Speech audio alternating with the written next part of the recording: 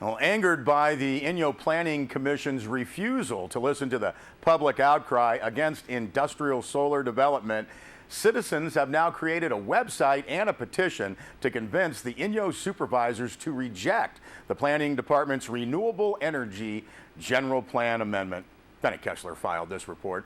Now, in that packed house of citizens, February 26th, people spoke passionately about the need to hold off on designating huge swaths of land in 14 sites for potential large-scale solar or wind development. Now, citizens said the documentation is faulty, and so is the policy. Now, some said the development would seriously harm the Lower Owens River project and ongoing mitigation and monitoring in the Laws area. Now, overall, citizens said they do not want industrial disturbance in a valley that lives on tourism. Now, in a press release, news of a new website, deepestvalley.com, says the site was initiated after the Planning Commission on a 4-to-1 vote approved rezoning thousands of acres from agricultural and conservation to industrial development. Now, the website editor and contributor Rose Masters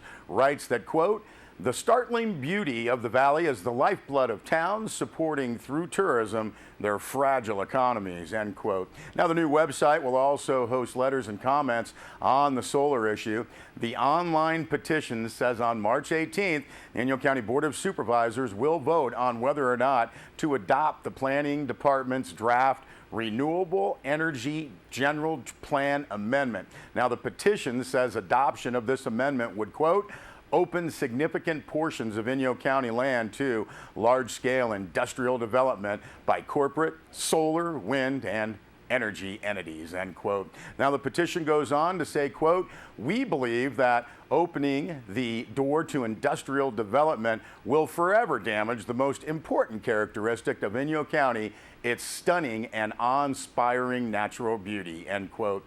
Now, the petition asks the Inyo County Board of Supervisors to reject the amendment to protect Inyo County, but also on the basis that, quote, "the documentation itself represents unsound logic, invalid arguments to support its claims, and faulty and erroneous policymaking," end quote. Now, in less than 2 weeks, that petition has gained nearly 500 signatures. Well, Bennett Kessler also filed this story. What sounded like a good thing at first has turned into a warning from health officials. Electronic or e-cigarettes are now thought to actually encourage smoking instead of helping to stop the habit. Now, the town of Mammoth Lakes joined with many other cities in a vote to include e-cigarettes in the town's tobacco restriction ordinance. Where you can't smoke e-cigarettes either. Now, Mammoth Town Manager Dan Holler told the council it would be a policy matter to include e-cigarettes along with tobacco product restrictions. Holler pointed to the opposing views on the electronic smokes, an aid to quit smoking, or, as health officials say, a gateway product to smoking. Now, Nancy Mahana of the Mono Health Department told the council that there, quote, "is good community support for tobacco control," end quote. Mahana spelled out Mammoth's history for banning smoking before state government did over the years. Now, Mahana also pointed out that Mammoth Mountain has said the use of e-cigarettes where smoking is not allowed has been an, quote, "enforcement nightmare," end quote. Manager Holler said the staff did not have a recommendation, but that the town attorney could easily add e-cigarettes to the town ordinance. Mahana also told the Mammoth Town Council that the so-called vapor that comes out of e-cigarettes contains chemicals, including nicotine. She said they are not regulated by the FDA. Now, the day before Mammoth Town Council's vote, Los Angeles City Council had voted 14-0 to ban e-cigarettes. The Mammoth Council voted unanimously to bring back changes in the town tobacco restriction ordinance to include e-cigarettes. Well, Bennett Kessler also filed this story. Problems with obesity, tobacco, and alcohol remain factors in health issues, and the California Department of Public Health decided to take a look at how retailers focus on these products and how their display might impact customer decisions, especially for teenagers. The goal, officials said, is to reduce tobacco and alcohol-related disease. Now, health officials organized press events throughout the state to share the retail survey data. Inyo-Mono Health Officer Dr. Rick Johnson and other local health officials scheduled a phone conference with reporters. Now, to start with, Dr. Johnson went back in time and pointed to the fact that 50 years ago, the Surgeon General issued the first report to link smoking and lung cancer, and that smoking is still the #1 preventable cause of death. Said Dr. Johnson, quote, "We still fight a battle with the tobacco industry," end quote.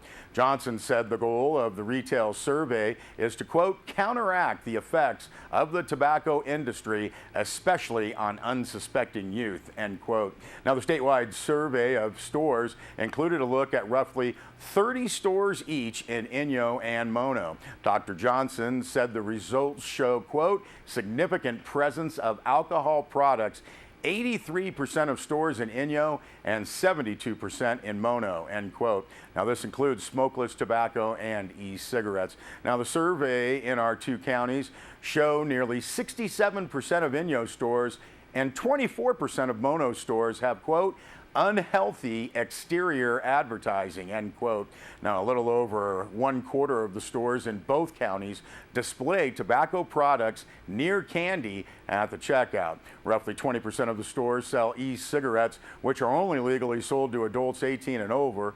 83% of Inyo stores sell chewing tobacco, and 80% sell little cigars and cigarillos, which are sold individually and flavored. Now, 72% of Mono stores sell chewing tobacco, and 58% do sell little cigars and the cigarillos. Now, Dr. Johnson said smoking is one issue, but alcohol is another big problem. Around 45% of Inyo-Mono 11th graders used alcohol in the last 30 days. Now, that's higher than the state average. Johnson said 1/3 of the students binge drink, compared to 22% nationwide. Now, you can see the full survey results on tobacco, alcohol, and food for our county stores at the website healthystoreshealthycommunity.com, and more on this story on our website, sierrawave.net. We'll be back with more news.